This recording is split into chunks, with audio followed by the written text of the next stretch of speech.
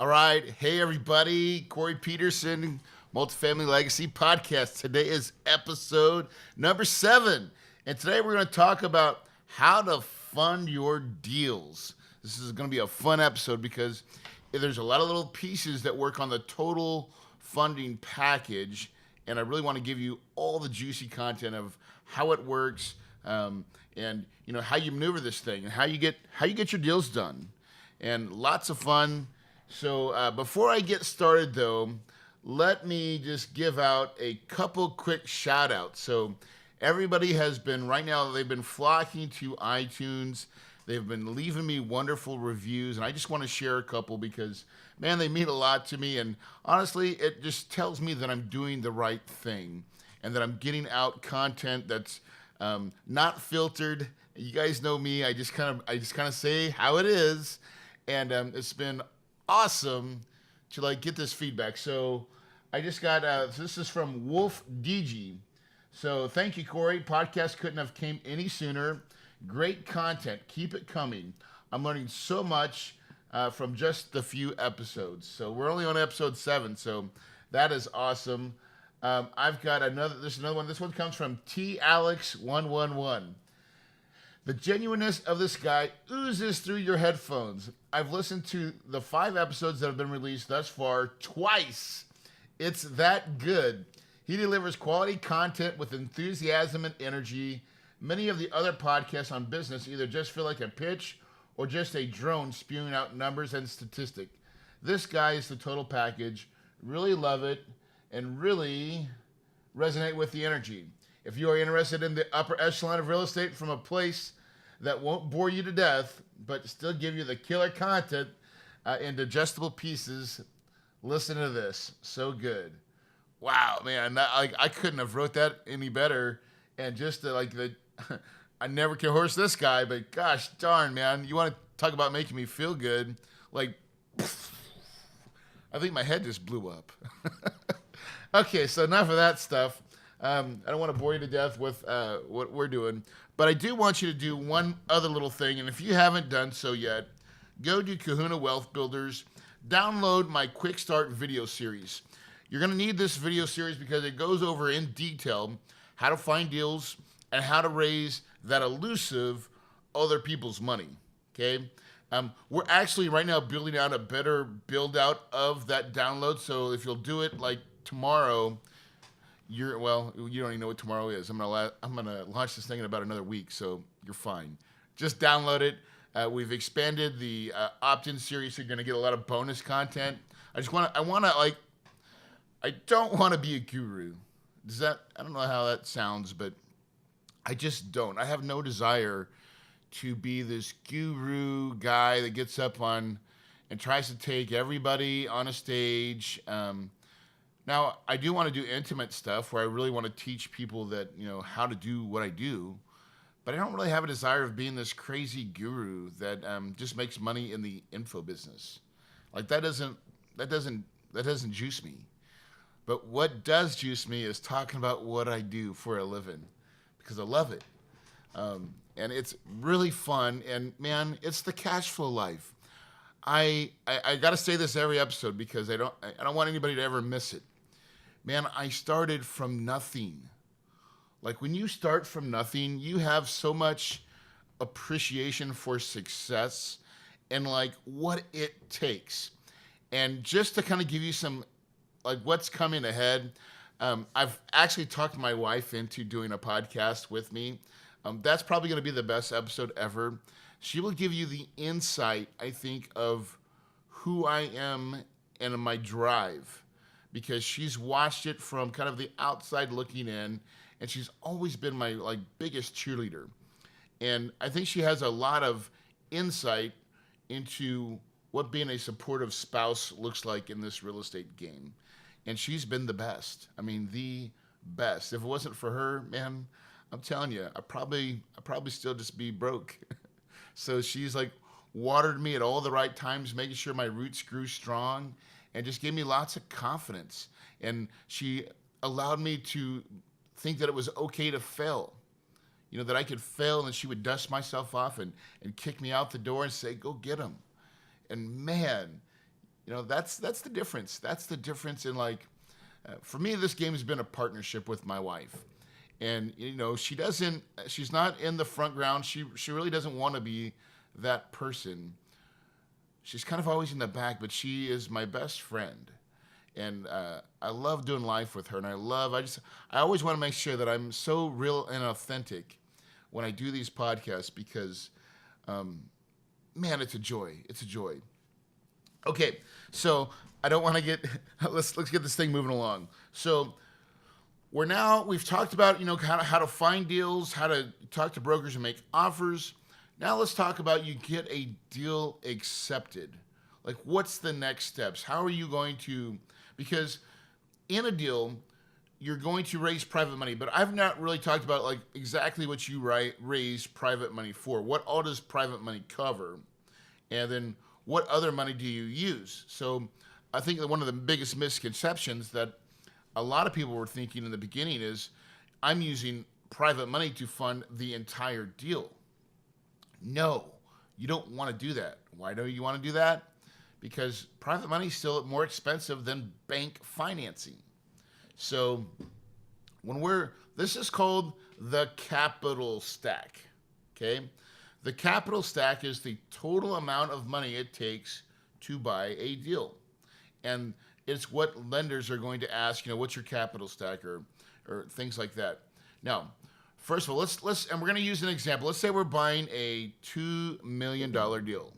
And since I just said $2 million, now I got to do the math on my stupid calculator of what the numbers are going to look like. So times 80%.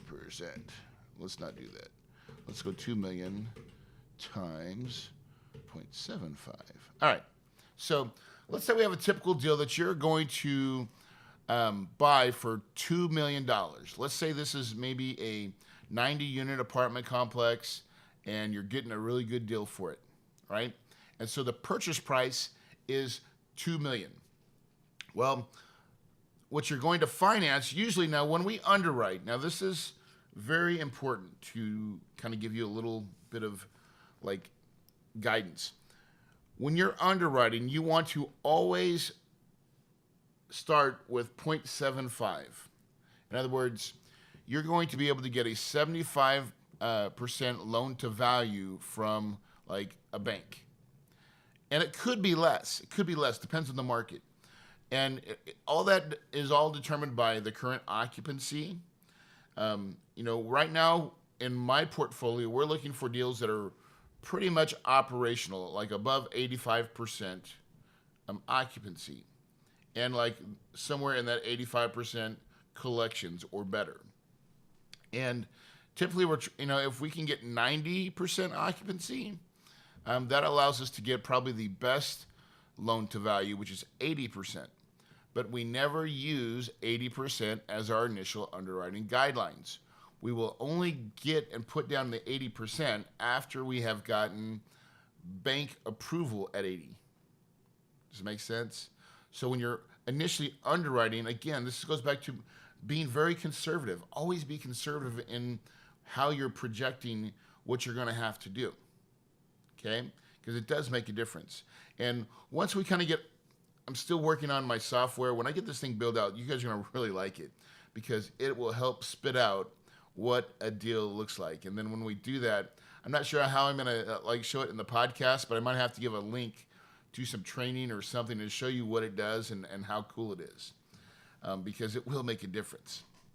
So 0.75, that's just bank financing. So in this typical example of a $2 million purchase, that's going to be $1.5 million that you're going to get from the bank. Now, you still have to go raise private money. And usually you're going to use private money to get the other 25%, right? Now that is $500,000.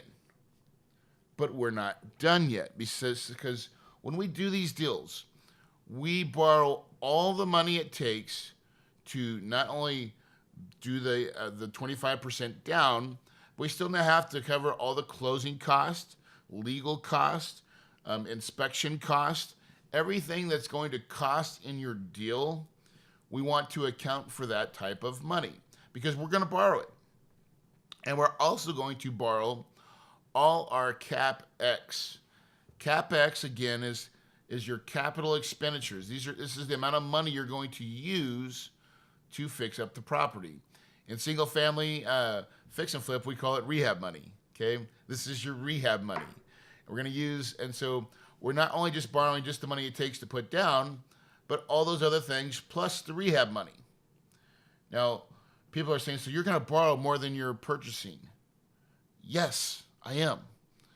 And because if I know my numbers and I know what I can do and how I can improve the property, that is what you do. And the reason people so a lot of times people are selling these properties, for like that $2 million price.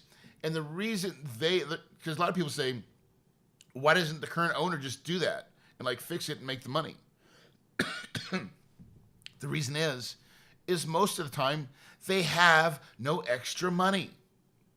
They're out. They've spent all their money and they didn't get to completion, or they let their property deteriorate to a point where now they can't get the money from operations. So, people, I don't know, there's just bad operators out there. And so our job is to find all the right problems in a property that are fixable. And when we find that, then we can fund it 100% with bank financing and other people's money to get the other piece, plus all the money that we need to bring to the deal. Now, I still left out one of my favorite pieces, okay? And this is called the acquisition fee. Now, an acquisition fee is typically between 3 to 5%. On average, we usually charge 4, sometimes 5, right? And it all depends on how good a deal we've found, right? So I believe I get paid every deal I do. And so on a typical $2 million deal times, let's call it 4%, that's $80,000. Hey, there's some fix and flip money for you, for all my fix and flippers out there, right? I know that everybody likes immediate profits. Well, problem solved. That's how you get it. In apartments, we just get it through what we call acquisition fees. Now, just think if you could do, 4 $2 million deals a year. That's not super busy. That's not being crazy. That's $320,000 just in acquisition fees. Do you see why the cash flow life is sexy? Are you feeling it right now? Because you should. This makes me do the happy dance. Now, I got it so I don't want to gloat, right? But I'm going to just tell you what's going on. So right now I'm in the middle on December 15th, we're closing on a $12.7 million acquisition, okay, on Eagle Village. Eagle Village is a student housing project in Indiana that we're going to buy, and we're doing a 1031 exchange. So I sold my property in South Carolina for $8.8 million. We've got $4.7 million in cash. We're going to use that money to buy this new deal. Now I'm buying the new deal, but I'm still charging an acquisition fee, okay? So let's just do the math real quickly. 12.7, there we go, 5 times 4%. That's $510,000. Yeah. If that doesn't get you out of the morning, I don't know what does, but that gets me that's cool, right? It's cool. And who would have ever thought, right? You really can get that money and people pay you and they don't care? Yeah. Yeah, they don't care. Do you know what they care about? Do you know what your investors really care about? Are you going to give me my money back? And secondly, can I make some money on you? Will you give me interest? And when you start showing consistently that you do that for your investors don't care. All they want to see is the full numbers and understand what you're doing, how we're going to underwrite the property. Now, we've still underwritten the property in very conservative numbers.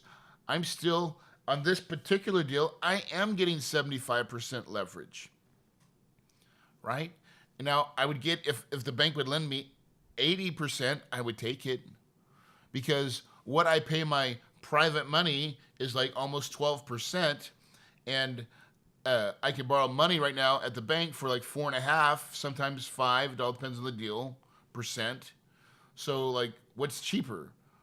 Bank money is always cheaper. So you always want to get as much bank money as you can. And so that's called the capital stack. So not only does you fund, so people are like, I don't think they quite understand the concept, but man, people, it's like when you go to a stockbroker or a financial advisor and you want to place a trade on an investment, they typically take a commission. And because I'm the guy that is operating, funding, and structuring the deal and putting everything together, it is very normal and very acceptable for you to take an acquisition fee. So I don't want you guys to be scared of it or afraid of it. Now, the other thing is you just can't just go put out a number and say, I'm taking 5% because I want to make all the money. Okay, now that's the wrong idea. You only take 5% when you've got the biggest, fattest, juicy deal, and you still can make, really good money for your investors. Your numbers will tell you what you can do. It's really that simple.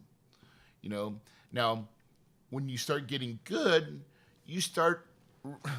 I feel like I only try to take what I call fat deals. We've talked about this before.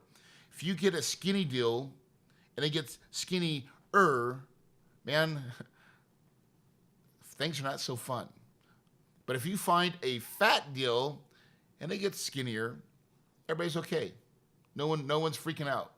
So just don't do skinny deals. Don't do deals that you're like, oh gosh, everything's got to work perfectly and I can make some money. Run from those deals. Run. Your investors will thank you for running. See, this whole game, everything that we're talking about in this multifamily game of raising private money and syndicating, it is all about your investors. It's all about the money, right? That is your golden goose. You protect that money at all costs. You don't go out and chase, shiny objects. You stay true to the numbers. And when you do that and you're consistent with it, they reward you by sharing you with all their friends and family and neighbors, people they golf with. They give you all the referrals of other people's money. See, this is the relationship business. And it starts with friends and family. It really does. And if your friends and family don't have no money, no problem, because neither did mine. But what I was good at was using my friends and family to practice, right? And so sometimes that's what they're there for, just practice. But I know other friends of mine that have friends that have money. Guess what? And here's the cool thing. I've been doing this now for quite a while, and I will just say, in my own, Jesus was always a carpenter in his own neighborhood, right? And in my own neighborhood, I feel like I've always just been the carpenter. And it's only recently that I think I've launched this podcast and been a lot more public about what I do and how I'm doing it, that all my neighbors have finally caught on and really understand what I do. And it is one of the coolest things that they're now all asking me if they can invest in my deals. And it's taken a long time. And so if your friends and neighbors say no, don't worry. Don't worry. One day they will. Heck, my own sister still won't lend me money. She just doesn't do business with family. But she will. She will.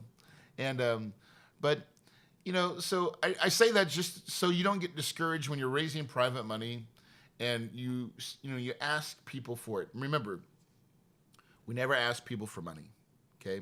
Especially when you're new. When you're new, you're only asking people about who they know.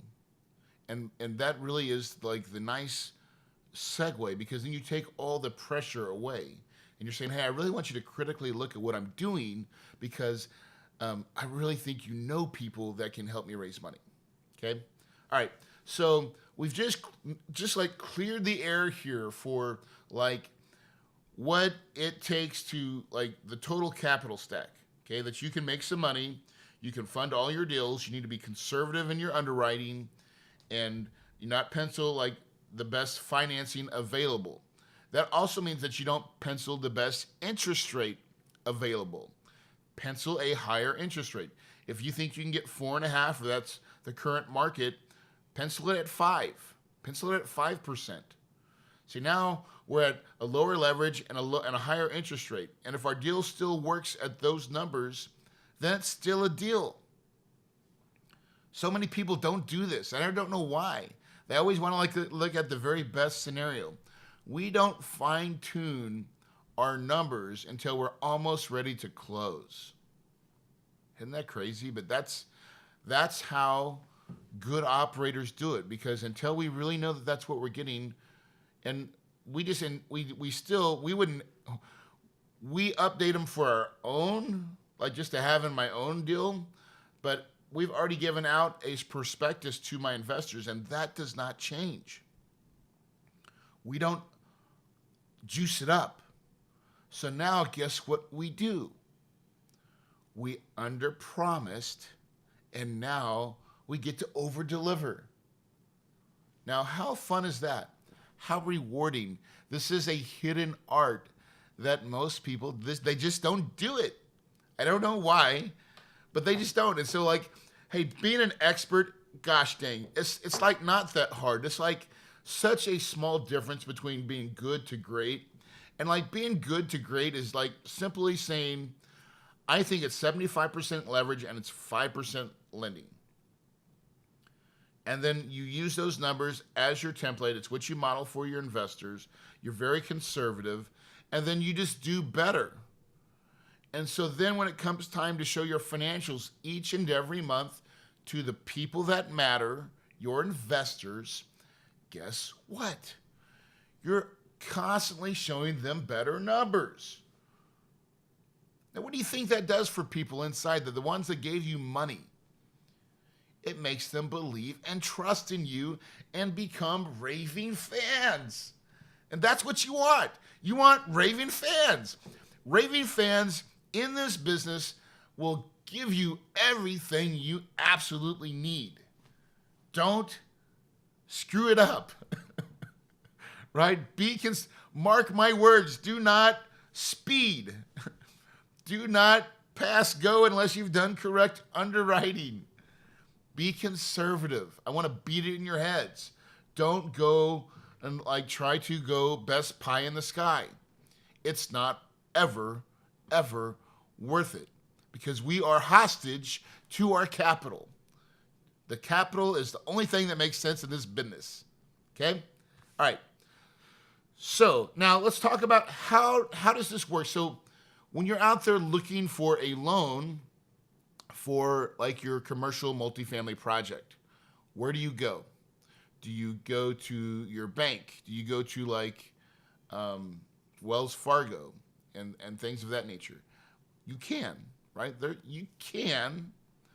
I'm going to tell you, you're way better off in finding a mortgage broker that's on the commercial side. And so I'm just going to give a plug out to my boy, Eric Stewart. So I'm going to leave a link in the show notes to get to Eric Stewart. He is my mortgage broker, and he is phenomenal. He helps me and does all my deals with me, and lots of fun. And it really, he's good at holding hands, right? But he knows the business. He knows, looking at your deal, looking at your numbers, he's going to be able to give you some really sound advice in the structure. And, he could definitely tell you what I do in the past and like my thinking behind it and how we structure our deals, okay? And the reason I say a mortgage broker instead of just like a bank or just one avenue is because I believe in choices.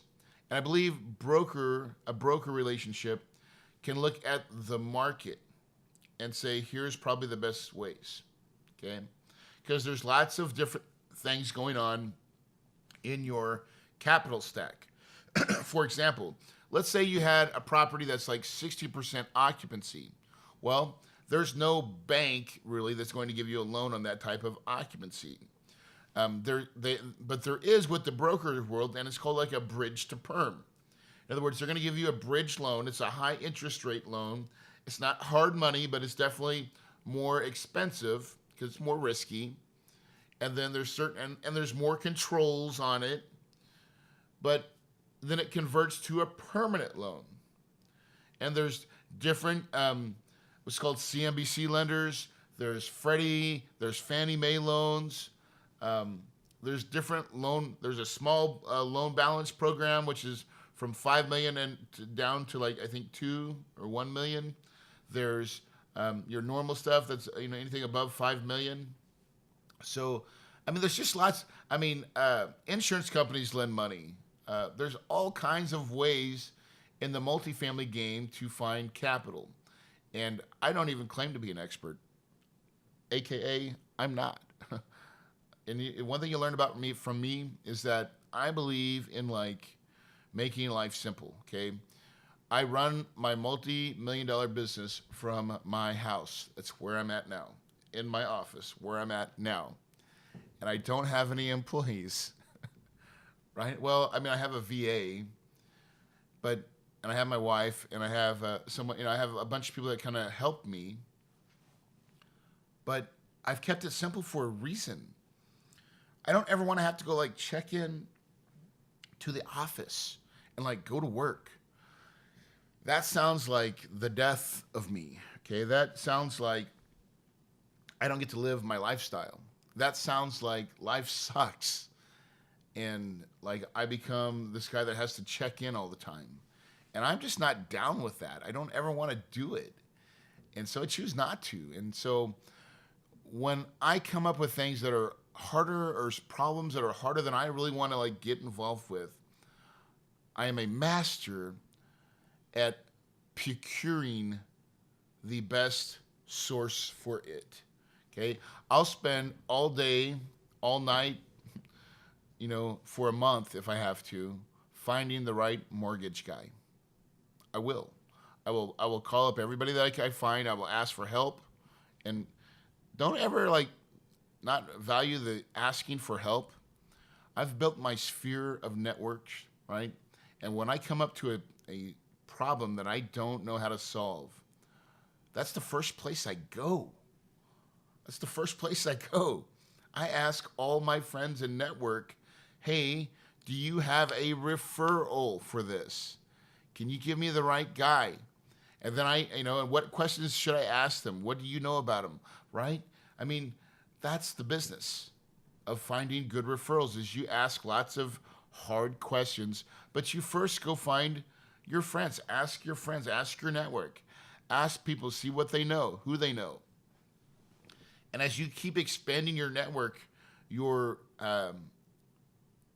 the availability of having better influencers and better people in your network, it will come. It will come faster than you even think possible. And so that's been like the secret to my success is, guys, man, I never claimed that I was a smart cat, right? I barely made it out of high school. I'm not a super genius. I am smart, right? I'm very intuitive. But I think my gift is in like, I think Steve Jobs said it best, right? I watched the movie about Steve Jobs. He's like, I play the orchestra. Different other people, like, you may be the fiddle, you may be the cello, but I play the orchestra. I'm the conductor. And I feel like that's what I do in my business is I am the conductor. I take all the pieces that I need and I assemble them to make the team. And then I just make sure all the team is playing right. And sometimes you need a little more cello, right? Sometimes you need a little more lender, right? I need my lender to step up here.